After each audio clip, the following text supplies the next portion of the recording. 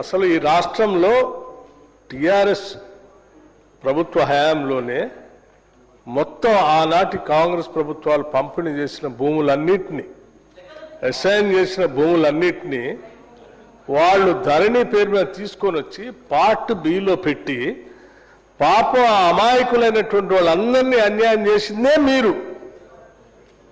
ఆదిలాబాద్ నుంచి మొదలు పెడితే ఖమ్మం వరకు ప్రతి జిల్లాలో, చివరికి ఆదిలాబాద్ జిల్లాలో అధ్యక్ష ఒక ఊరైతే వెట్టి చాకిరి రిమూవల్ కింద ఇచ్చినటువంటి గ్రామానికి సంబంధించిన భూముల్ని, ఇళ్లను కూడా లాక్కున్నారు అధ్యక్ష. వీళ్ళు అబాలేషన్ ఆఫ్ ఏంటి వెట్టి దానికోసం ఇచ్చిన భూములు కూడా లాక్కున్నారు.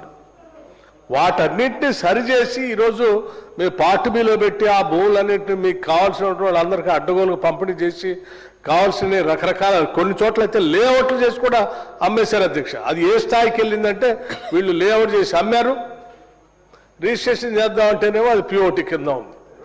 చివరికి కొనుక్కున్నోళ్ళు అమ్మినోళ్ళు ప్రభుత్వం అన్ని గందరగోళ పరిస్థితుల్లో కొన్ని పెట్టారు.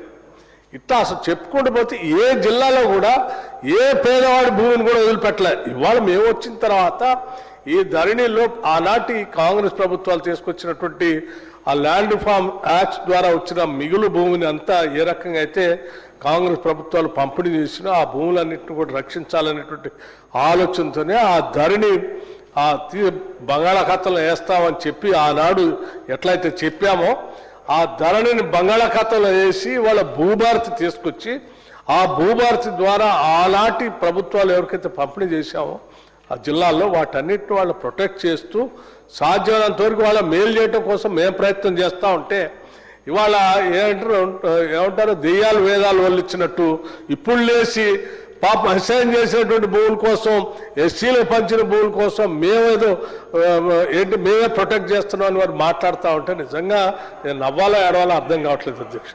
దయచేసి హరీష్ రావు గారు పేద దళిత కుటుంబాలపైన భూమి లేని నిరుపేదల జీవితాల నిస్సహాయతని మనం హాస్యాస్పదం చేసి మనం ఈ రకంగా మాట్లాడుకునే కార్యక్రమం చేయొద్దు అధ్యక్ష. మేము సాధ్యమైనంత వరకు ఈ ప్రభుత్వం ఇందిరమ్మ ప్రభుత్వం వాళ్ళకి కావాల్సిన స్థాయిలో న్యాయం చేయడం కోసం ప్రయత్నం చేస్తూ ఉన్నాం. ఆ పార్ట్ బిలో మీరు పెట్టి వాళ్ళు 10 ఏళ్ళు హింసించారు. వాటి సాధ్యమైనంత న్యాయం చేసే క్రమంలో మేము ఉన్నాం. దయచేసి తప్పుదో పట్టించొద్దని వారికి నేను మనస్ఫూర్తిగా విజ్ఞప్తి చేస్తా ఉన్నాను.